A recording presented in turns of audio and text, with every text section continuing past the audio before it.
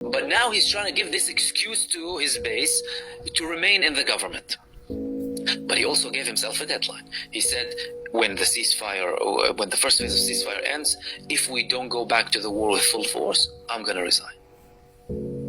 Does that mean Netanyahu is going to go back to a full-scale war?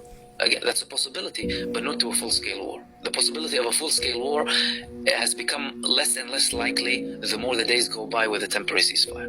And especially with an administration, no matter how Donald Trump wants to bark with his racist speech against the Palestinian people, no matter how much he wants to bark, at the end of the day, the more the time goes by, it's very unlikely to go back to full-blown war. And also Trump said if they're not going to go to phase 2, there's going to be lots of problems.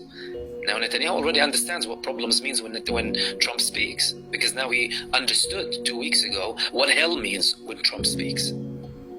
That's very important people to know. And also another thing here, with regards to Donald Trump's statement, not taking away from how abhorrent it is and how despicable and vile it was, some people are saying that this was a move that was coordinated between Benjamin Netanyahu and Donald Trump so that Benjamin Netanyahu can lift the pressure internally, and especially when it comes to Smotrich, and he can please his ally by telling him, look, tomorrow we're going to withdraw from Netzarim and you're going to see people going back in masses to the north, but listen to what Trump has to say. And Trump is saying we need to come up with a plan. It's all destroyed.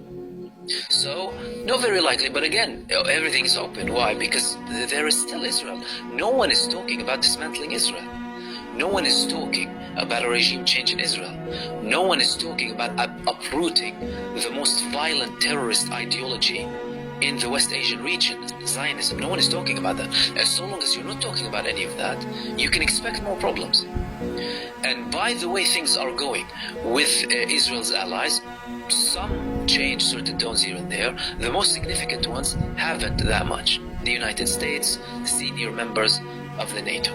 Which means there would still be a prospect of an escalation at some point. However, judging by how things are going, the more time goes by, the more unlikely it is. Netanyahu could at one point, after the initial phase of the ceasefire, phase 1 of the ceasefire ends, although they're connected by the way, and because this is based on the Joe Biden initiative, Joe Biden clearly in his speech said, if both sides don't reach an agreement in phase 1, on phases 2 and 3, the ceasefire will continue. That's by the definition of Joe Biden. And although the wording hasn't been published of all of the ceasefire agreement, that's most likely a part of it, by the way.